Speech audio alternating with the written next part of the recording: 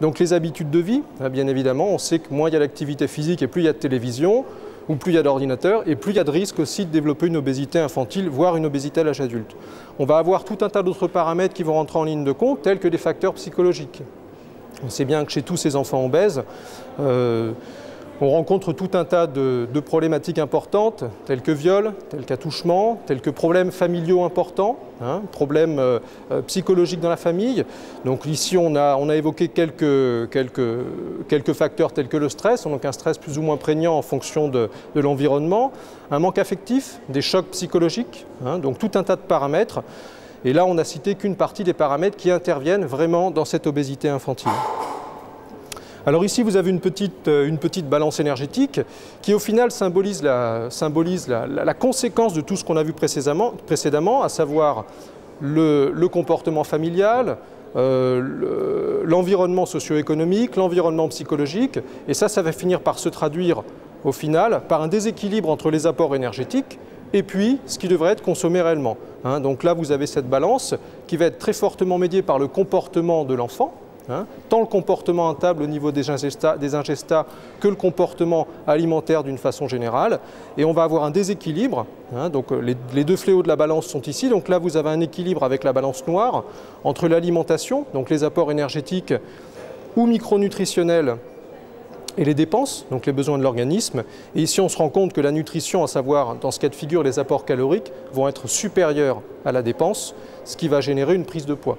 On est bien d'accord que cette balance ne symbolise que les apports caloriques, donc ne quantifie que sur le volume et la quantité. Après, il y a toute une problématique micronutritionnelle, psychologique, environnementale, comportementale qui vient s'intégrer dans cette balance.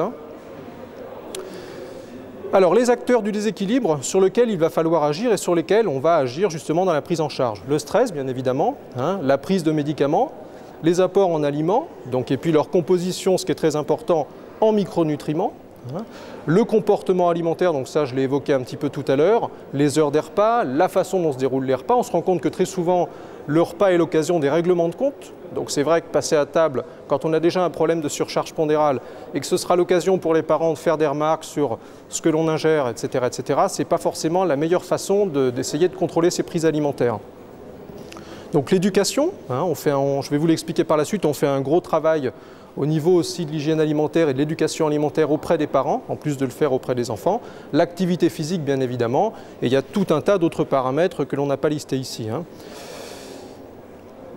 Alors tout ça s'inscrit effectivement dans des modifications comportementales et des modifications des habitudes de vie qui sont de plus en plus prégnantes ces 10-15 dernières années et qui tendent justement à déséquilibrer les apports alimentaires et à déséquilibrer le rapport que l'on peut avoir avec l'alimentation et le comportement alimentaire. Donc c'est pour ça que notre équipe est pluridisciplinaire.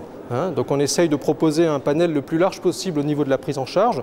Donc on a un médecin responsable et on a 2 médecins sur l'établissement. Donc les médecins sont là pour faire des consultations et faire tous les bilans auprès des enfants. Nous avons plusieurs infirmières qui sont là sur l'établissement quasiment en permanence pour s'occuper des enfants. Un diététicien que vous avez en face de vous. Un psychologue qui se propose de faire le suivi psychologique et la psychothérapie de ces enfants. Nous avons des éducateurs sportifs spécialisés pour les activités physiques adaptées, donc spécialisés pour la prise en charge des enfants obèses et la rééducation à l'effort. Et puis nous avons des moniteurs éducateurs qui encadrent ces enfants sur la totalité de la journée. Et on s'est rendu compte au fil de notre expérience et par rapport à notre prise en charge qu'il y a besoin de tous ces acteurs pour prendre en charge l'obésité. L'obésité n'est pas unifactorielle, elle est multifactorielle. On voit toujours la finalité, à savoir le comportement alimentaire qui, entre guillemets, dysfonctionne, mais il y a tout un tas de choses en amont de ce comportement alimentaire qui vont générer ce comportement alimentaire. Et c'est pour ça qu'il faut tous ces professionnels pour être capables de proposer une prise en charge globale des enfants qui sont hospitalisés dans notre établissement. Alors, le déroulement du séjour. Donc dans chaque domaine de la prise en charge vont être réalisés un bilan initial, donc les antécédents, l'étiologie, la situation familiale, la recherche des complications, donc ça c'est le médecin qui va s'occuper de tout ça, les différents examens, des questionnaires, des tests, tout un tas de choses qui vont être utilisées, tant au niveau médical qu'au niveau psychologique, qu'au niveau de l'activité physique, qu'au niveau diététique. On a un suivi, une évaluation. Donc il y a un travail d'équipe, donc chaque professionnel travaille avec les enfants et on a régulièrement des réunions de synthèse pour traiter des différents cas de ces différents enfants. Et autour de ces réunions de synthèse, en fait, ce sont des staffs pluridisciplinaires où toute l'équipe va parler justement de ce qui a été observé, des progrès qui ont été faits dans tel et tel domaine avec les enfants concernés. Il faut savoir que tous les enfants passent plusieurs fois en réunion de synthèse.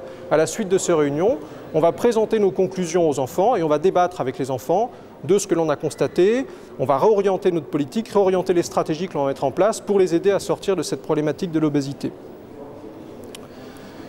Un bilan final, donc qui pareil va reprendre les bilans qu'on a fait précédemment pour voir la progression des enfants sur l'année. On fera aussi des bilans intermédiaires pour orienter la politique, en ce qui me concerne la politique nutritionnelle, que l'on va mener avec les enfants. Donc des questionnaires, des tests d'évolution, on va mesurer au niveau de l'activité physique la fréquence cardiaque, le débit respiratoire, etc. pour voir les progressions au niveau de l'activité physique.